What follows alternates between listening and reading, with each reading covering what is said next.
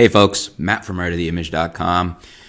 With the coming 6D Mark II, the expected to be coming 6D Mark II, we've just had the 5D4. We got some amazing full frame offerings from Sony, from Nikon, from Pentax. There's lots of choice out there for full frame cameras.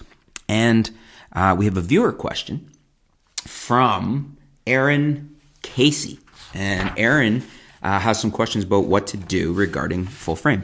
Aaron says, good afternoon, sir. I just watched your video on upgrading to a full frame camera.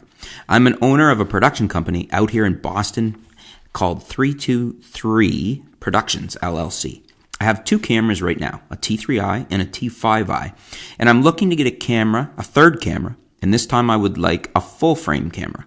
Now, my thing is that I'm actually trying to be a production company, and I'm looking at professional cameras as well as professional camcorders. But I'm having a hard time trying to figure out which one would be the best for what I'm trying to do.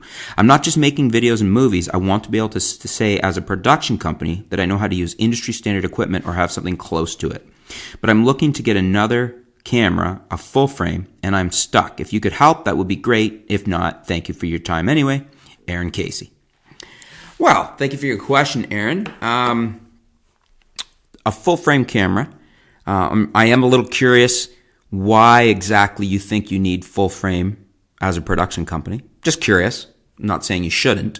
But if you're, as a production company, if you're primarily into video, full frame's not really necessary. But you may have some valid reasons why. Maybe low light, shallow depth of field, things like that. So I'm not discouraging you to add one.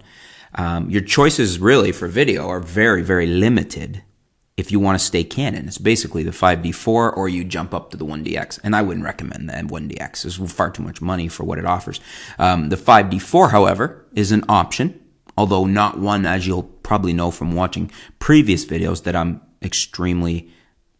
not really favorable with regards to the 5D4. I think it's very crippled as a video camera. And I mean, being that it has been set the path for Canon for the 5D series, has been their go-to video hybrid, the 5D4 was a big disappointment for a lot of us. What I might consider is straddling two systems. I know you're in Canon with the T3i and the T5i, but maybe dip your toe into the Sony system because you're wanting full frame. I would look at the Sony, any of the ones that are 4K.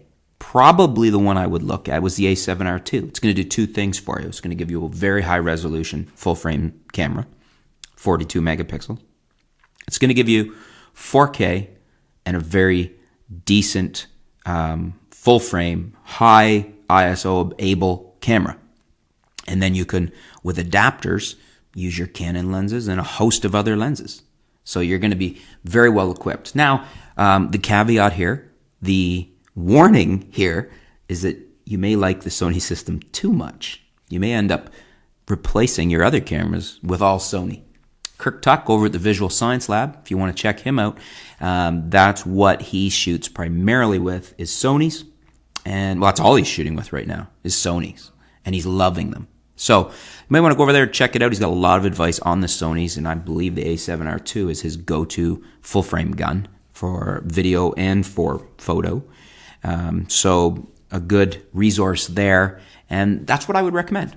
But what do you guys think? Do you agree with me? Would you look at the Sony A7R II, especially over the 5D4?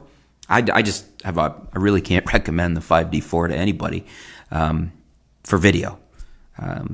Frankly, probably wouldn't be my choice to recommend to you for photography either.